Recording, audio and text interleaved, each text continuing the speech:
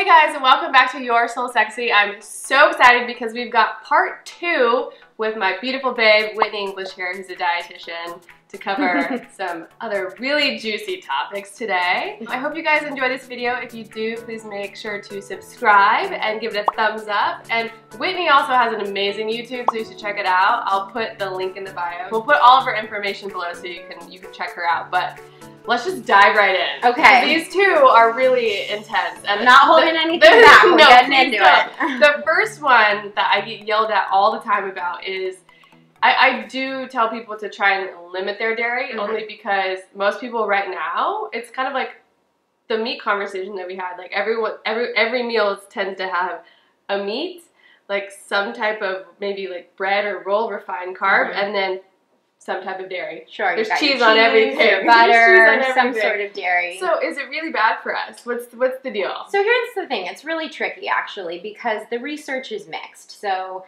the main research that we have on dairy consumption is what's called epidemiological studies, as I said in the last video. Yeah. This is looking at populations and trying to find trends in what they eat and with chronic disease.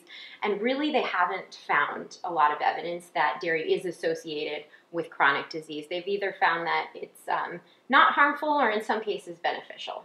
So it's confusing because when we really look at it, and there aren't good intervention studies showing what happens. But when we really get into it, there's a couple of reasons why dairy would potentially be a problem. The number one thing that I notice and that I think is important is that the majority of people actually aren't genetically programmed to even be able to digest dairy. So 60% of the world's population is lactose intolerant. I thought it was 80. In Asian cultures, it's up to 90. Wow. So it ranges depending on where you're from. So lactose intolerance is the norm, not the exception. And I mean, do you think that we were like milk and dairy was not meant for humans? Sure, so probably not from another species. We are the only population that consumes dairy past infancy. So when we're born, we are born with the lactase enzyme, and that's the enzyme needed to break down the sugar lactose, which is found in dairy. And everyone's born with that. Hence why you can have your mother's breast milk. But your body's production of that slowly declines after the first and second year. The more you consume dairy, the more that you may maintain some of that, but most people, like I said, eventually become lactose intolerant. And evolutionarily, there are certain populations that had mutations in their genes to be able to continually produce the lactase enzyme, and that's in places where they needed to consume dairy in order to survive.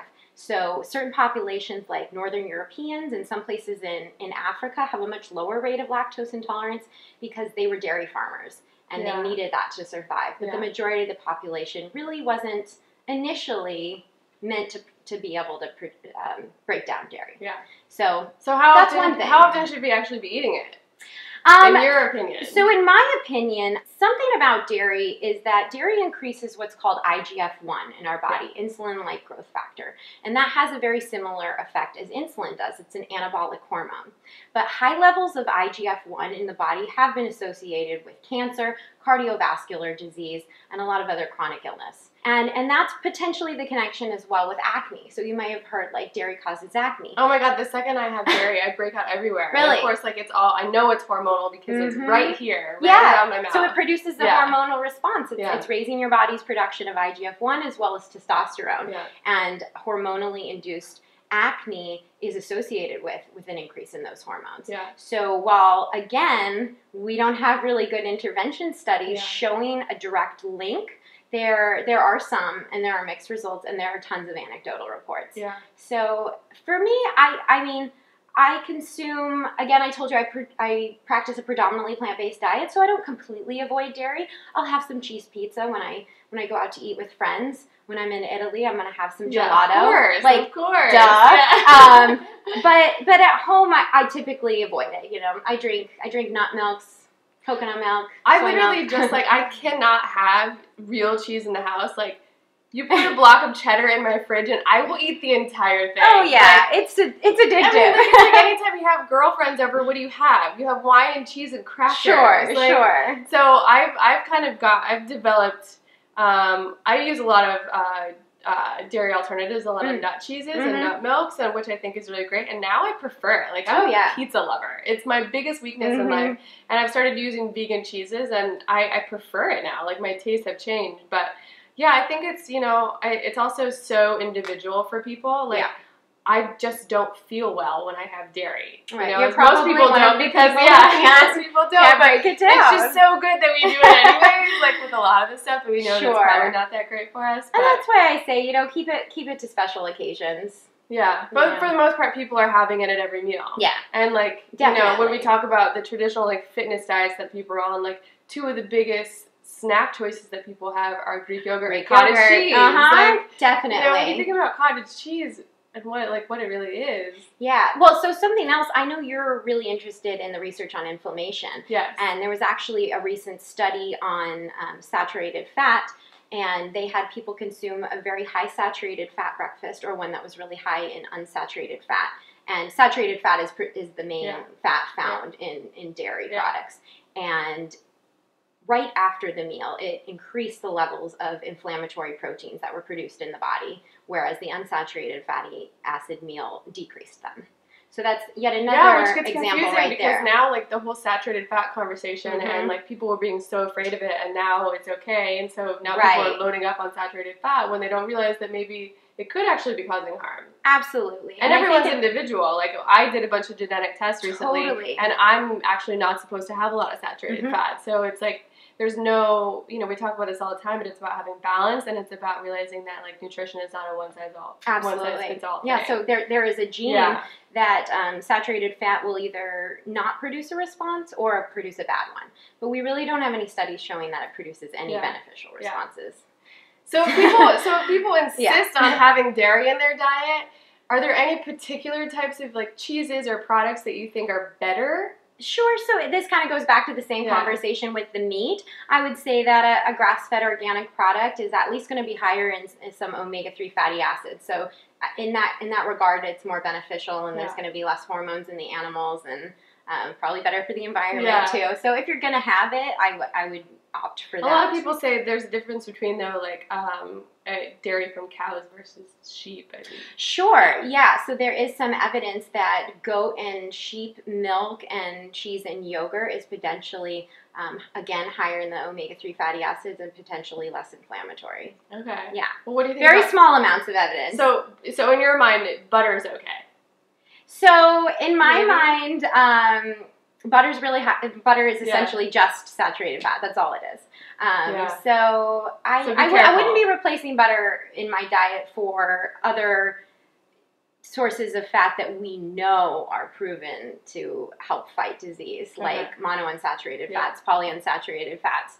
I have a really great video, an article on this about coconut oil, actually. Oh, awesome. But is it on your YouTube? It's on my YouTube. Okay, we'll link it below. So you it dives into all the saturated fat and goes back to why people actually about 2 or 3 years ago started saying that saturated fat was vindicated, when I actually don't think it was. So definitely check that out. It's just, there's so much information out there. It's so confusing. It is.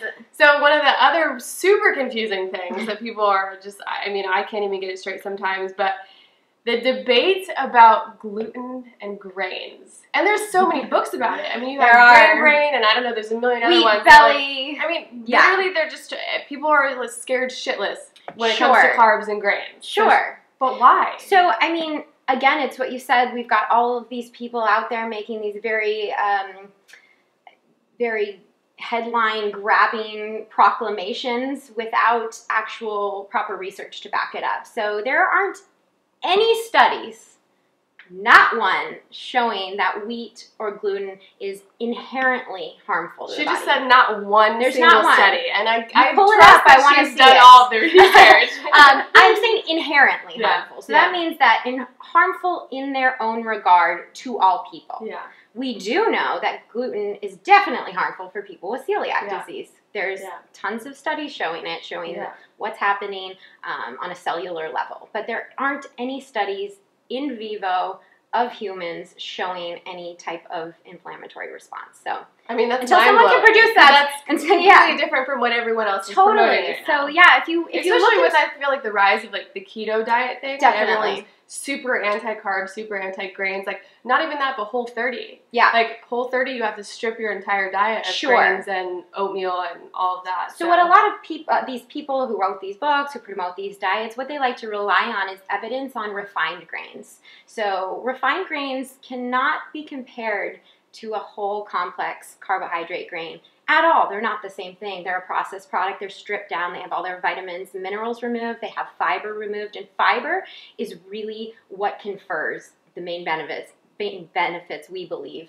in whole grains. Okay. And so if you look at studies, and again, we're talking about the epidemiological population studies, populations who eat whole grains have longer, healthier lives, less chronic disease across the board. There's less inflammation. I have another study that I can show that whole grains reduce inflammation. However, refined grains increase it. Yeah. And back to the saturated fat, if you replace saturated fat in your diet with refined grains, you will have higher incidence of chronic disease. So it's the refined grains that are the problem, and that's what people like to point to and then make these blanket statements that grains are bad. But I think a lot of people are so confused, like, what does a refined grain mean and what's a good grain? Sure. You know? Yeah. Like, what are we supposed to be looking for on the labels? Okay. This is not something Well, let's get into some labels. Okay. I wish I had some refined grains to compare it to. I mean, you just think about, like Wonder Bread. Yeah. So any type of normal bread, what is it going to say? the first ingredient on a product like Wonder Bread is going to say unbleached flour. And so that typically means that they've taken the wheat grain, they've stripped it of the outer layers, which is where the fiber is, and which is where all of your vitamins and minerals are, and then they add back in the vitamins. And so while that seems like, oh, we're putting together all the parts, and sometimes they'll even add back in fiber, it just doesn't have the same effect as a whole food does. Yeah. And we see that with supplements a lot as well, as people think, oh, a blueberry is good for you. Well, we're going to extract this compound from a blueberry and give it to someone and see if it has the same effect, and it typically doesn't. No. So refined grains, but even a lot of breads will say, like, you know, people, they're looking for like 100% whole wheat. Exactly. So that's what you want to look for. Okay. But that should be the first ingredient. That should be the first ingredient. Okay. And if it really is a true whole grain product, there won't be also unbleached flour after it, all-purpose flour. Yeah. Two brands that I really love are Alvarado Street and Ezekiel. They make sprouted grains. So sprouted grains are something that you're hearing a lot about as well. Sprouting helps to unlock these vitamins and minerals in the grains, and it also helps make them more digestible. So it starts to break down some of the carbohydrates that can typically cause some digestive distress. Yeah, because I feel like that's a lot of people's, even before when I was eating a lot of carbs, I would have digestive problems. Yeah. Where I would, like, even just feeling like super lethargic, like all of us respond differently, but I'm obsessed with Ezekiel bread. It's so amazing. They have a cinnamon raisin one that I eat the entire loaf. Oh, it's so good. But I don't have those feelings that I do when I eat other normal breads. Or, and I think it's the sprouting. The sprouting really makes a difference. I have digestive issues. My stomach's very sensitive, and I found that when I eat sprouted grains, I don't have any of that bloating, gas issues that you get with eating some of the other products sometimes. Okay.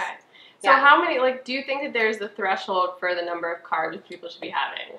I really don't. I mean, I would say there sort of is a threshold because you want to make sure you're getting enough of the other nutrients. And that's the biggest problem when people jump on any one nutrient and they're like, oh, protein is awesome. We got to have a lot of protein. People are on protein overload right now, though. Oh, my gosh. All protein. They really are. They don't even realize how much they're stressing their organs. Yeah, it's scary. It's really scary. I know. But anytime you eat too much of one nutrient, you're going to crowd out other nutrients, and then you're going to miss out on the beneficial properties of that nutrient. So I aim probably around, I would say about 60% of my diet comes from carbs, 50 to 60, about 30, even up to 35 sometimes from fat, and then the rest. But understanding that a lot of those are veggies, not necessarily grains. A lot of them are, but I probably have a whole grain at every meal. Okay. Yeah, and for snacks sometimes.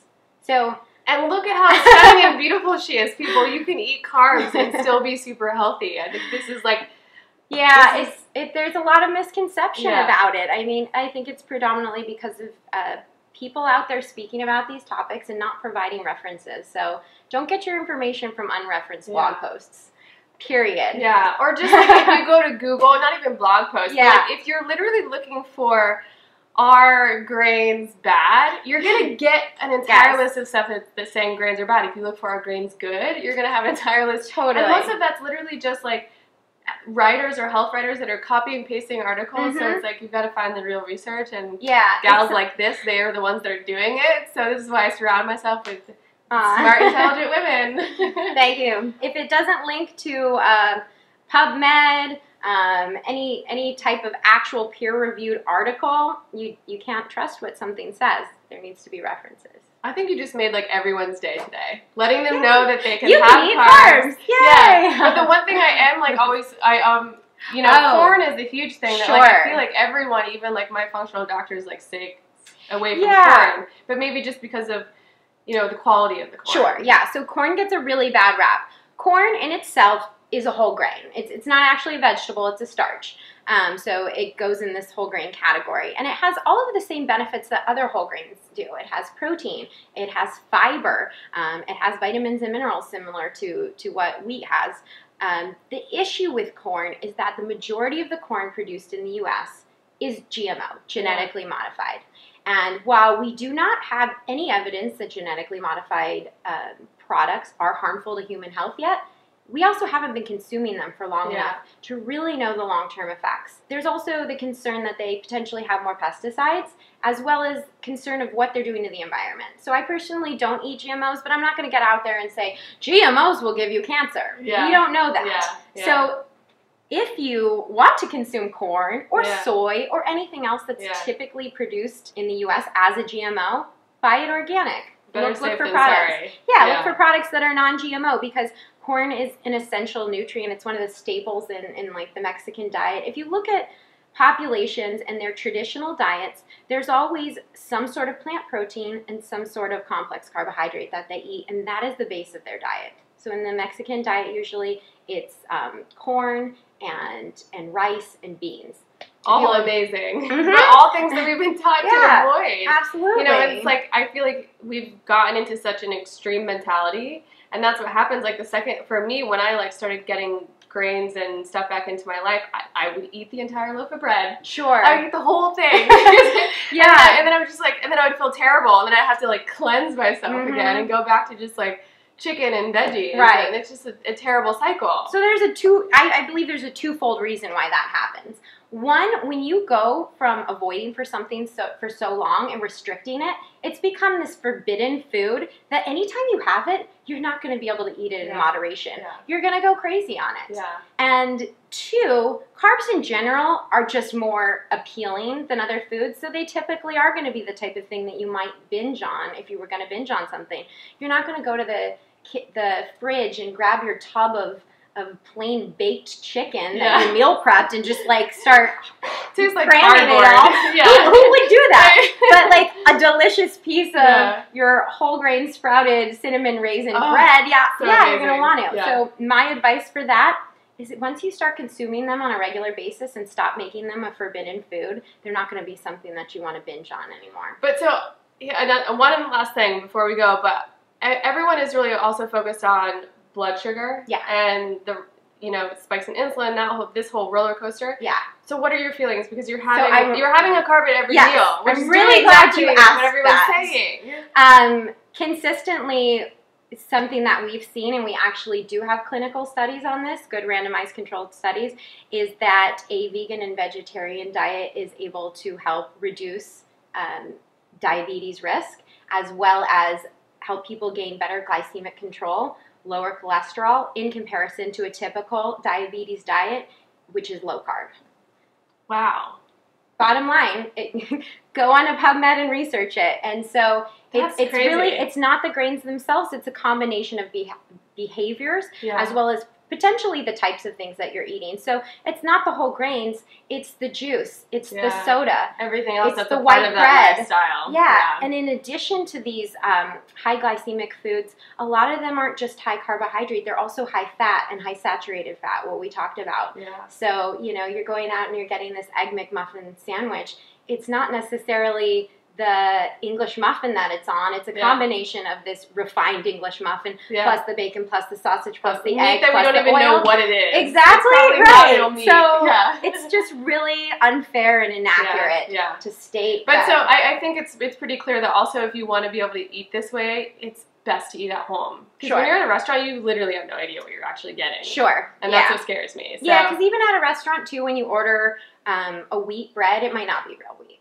You haven't looked at the ingredients. Getting to know places in your area that you know are going to carry foods that you trust, it's a little easier for us here in LA. But cooking at home is what it's all about, and it's really not as hard as people think. Yeah, it sounds super daunting. Yeah. But I have a free... She says she meal preps in like 20 minutes. Yeah, so I cook up some of my quinoa, I roast some vegetables, and then I've got food to throw together in an instant, like our Buddha bowl that we made in the last video. Yeah. And if you guys have any questions about, Whitney definitely promotes a plant-rich diet, much like I do, but she's got a wealth of knowledge and so many different recipes on her website. What is your website?